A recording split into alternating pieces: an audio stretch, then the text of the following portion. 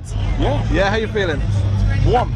Are you kidding me? It must have almost been terrifying because ultimately on that stage it's hard, but you looking at it and seeing people knowing that they're baking in that heat. Yeah. I mean, it's unusual for a northern to feel this. I bet you feel the same, you know. It's unusual. But I guess we have to get used to this, you know. I'm Irish born, I live in England, what are we used to, the rain, so this is just crazy stuff. Yeah. But regardless, it's nice also, you know. That's the thing. I'd rather have this than rain, man. Indeed. And when you were up there, the reaction and what you looked down, what you saw, were you taken back by the response? Yeah, at first they weren't, you know, that crowded. At first, I guess people were a little bit, you know, apprehensive. What is this? We got some hardcore fans in the front, of course, but as the gig progressed, we you know, collected a lot of people in the audience, and it was great, you know, singing along and Yeah, I mean, it was. I felt like I had them in my hand. Oh, you felt like you actually had them in your hands? Yeah, somewhat. Okay. Yeah. Time flies by though, doesn't it? And did you have a moment where you were able to stop and take it and think, main stage Bloodstock, what an incredible moment? I mean, we have a certain time to get through our set, you know, and you got that in your back of your mind.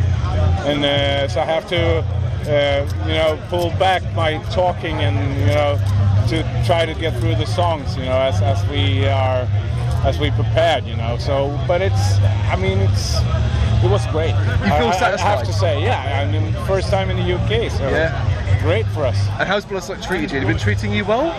Excuse me? How's Bloodstock been treating you? Yeah, treating us well. We were a bit like, we got into a dressing room before the show, and then we did the show, and then it was like 20 minutes we got to leave. So that was a bit stressful, but otherwise it's been very nice people, you know. And now you get to do the joy of the media around and the interviews. Yeah. Is this a part of parcel? I know it's what you kind of have to do as part of being a band. Is this something you enjoy? I don't mind. Yeah, I don't mind. I mean, it's part of the package, and for us to be able to grow also as a band, you know. It feels strange saying that after 30 plus years.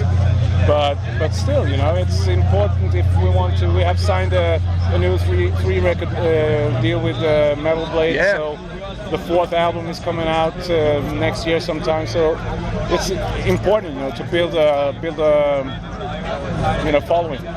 Do you still feel momentum is on your side? You still feel very much like this train is still chugging along nicely with this new label deal? Yeah, I think so. I mean, we increase all the time. You know, our following increases. We're doing better shows, better spots, you know, on festivals. So I think it's a better. It's quite steep upwards. It is.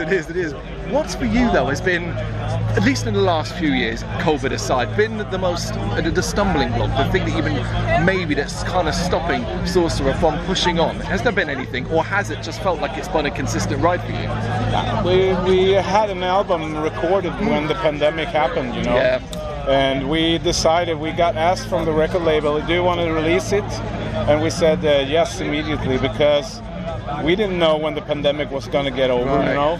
And if it's going to take like 3, 4, 5 years, I mean, the album is already old if you release it after 5 years. So we said, release it and we'll write a new one. I mean, so we're doing that right now. So hopefully in late 23 we have a new album out. So. Something to look forward to amongst the many shows. But going back to the pandemic and having that situation, it meant you could never, unfortunately, capitalise at least on the live environment. No. So being forced to kind of go online, effectively, to do the social media stuff and all that aspect to promote and push an album. Did you find that easy? Did you find it fun? Both yes and no, in both regards. We did some live stream together with friends of Wolf and Lung and some band, you know, that we made a live streaming performance, and we did a live stream of the release of the album. We did some of those stuff, but it's never the same, you know. Playing in front of cameras instead of audience, you know, it's weird. But it's been a struggle. But I feel now, in perspective, the 2 years gone past quite fast. You know, we've been busy anyway. we recorded this 4-track EP, an homage to the British bands that we come from, you know, our influences, and we've been keeping busy. Whatever positives we can possibly take out of a university negative period, I think that's most important, and ultimately, as long as you are keeping busy as much as possible, that's the positivity we can focus on.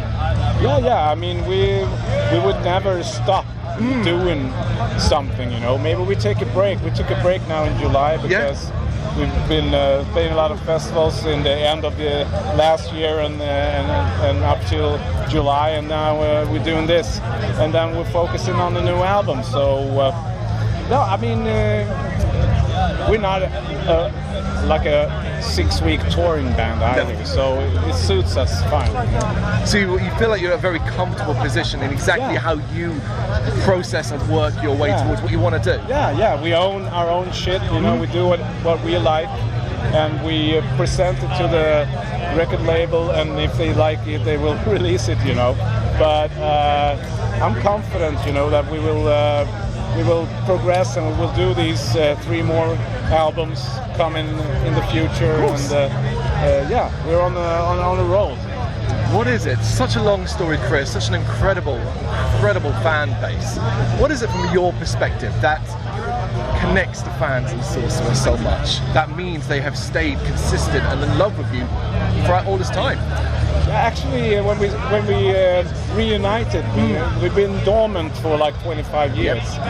And when we reunited with new members, and me and Ricky, the drummer, we're the only original members left. And when we got energized by that, you know, with new members, new way of writing music.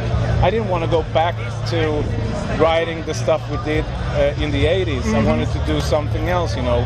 I've been with other bands like Lion's Share and Therian, and done tons of stuff during these 25 years. So I wanted, you know, good musicians, good songs, and to take Sorcerer to another level, you know, and I think we succeeded. Your enthusiasm, it pours off you in waves. It's clear that you are very, very excited for the future, which in turn, everyone we speak to talked about, can't wait to see Sorcerer this weekend, can't wait to see Sorcerer this weekend. Everyone's worried about the heat, it didn't seem to matter in the end. I think it went incredible, seems like you did. Yeah, I mean, we play a kind of music style that, you know, supposed to be dark and gloomy and stuff like that. And of course it is. You know, we try to create an atmosphere in our songs that are, you know, dramatic and melancholy. But today, I mean, with the sun shining and people looking happy, I can't do anything but smile. You know, there will always be the next time. It's England. Next time you come, it'll be pouring down with rain. It'll be perfect melancholy weather. Yeah, exactly. It's strange to play the kind of doom that we play in the middle of the day. You know, you would like to have it more dark and with lights and to create that atmosphere. But I mean, it is what it is, and you have to make what you can with it. You know? That is exactly it, isn't it? Make the best of every situation. And it's wonderful being here. You know? It's not every band that can play on Bloodstock. Are you gonna stay around, you reckon? Yeah, we're gonna stay around. I think we're gonna leave. We're not gonna stay the whole night. I think we're gonna leave just before Behemoth. Oh, too bad, because I really look forward to seeing. But the shuttles were busy or something. So you got to do what you can do. Yeah, we're gonna check some songs with Exodus and Testament, and then we're gonna. Amazing. I'll leave you to it then. Thank you so much for taking the time to do this. Thank you.